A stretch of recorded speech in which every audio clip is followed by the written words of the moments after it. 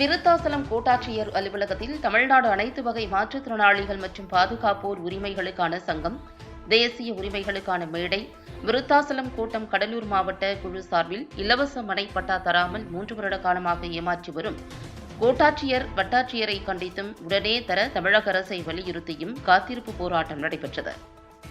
கடலூர் மாவட்டம் விருத்தாசலம் கோட்டாட்சியர் அலுவலகத்தில் தமிழ்நாடு அனைத்து வகை மாற்றுத்திறனாளிகள் மற்றும் பாதுகாப்போர் உரிமைகளுக்கான சங்கம் சார்பில் காத்திருப்பு போராட்டம் நடைபெற்றது.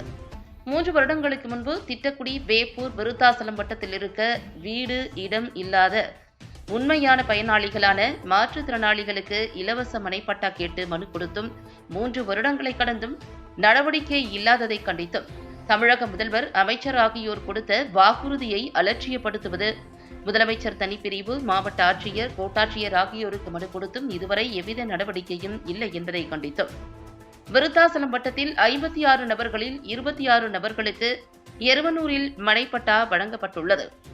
மீதம் 30 நபர்களுக்கு குமாரமங்கலம் கிராமத்தில் வழங்குவதாக கூறியிருந்தார்கள்.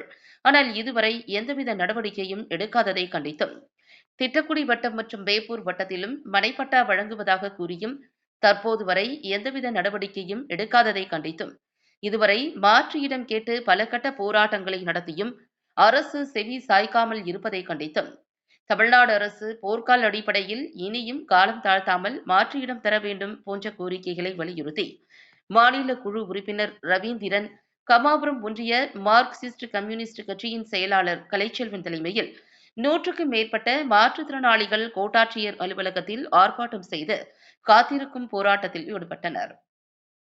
இதுகுறித்து தகவல் அறிந்து அங்கு வந்த விருத்தாசலம் வட்டாட்சியர் அரவிந்தன், திட்டக்குடி வட்டாட்சியர் உதயகுமார், ஆர்டிஓ ஆகியோர் பேச்சுவார்த்தை நடத்தி வருகின்றனர். இதனால் அப்பகுதியில் தற்போது வரை பரபரப்பு நிலவி வருகிறது.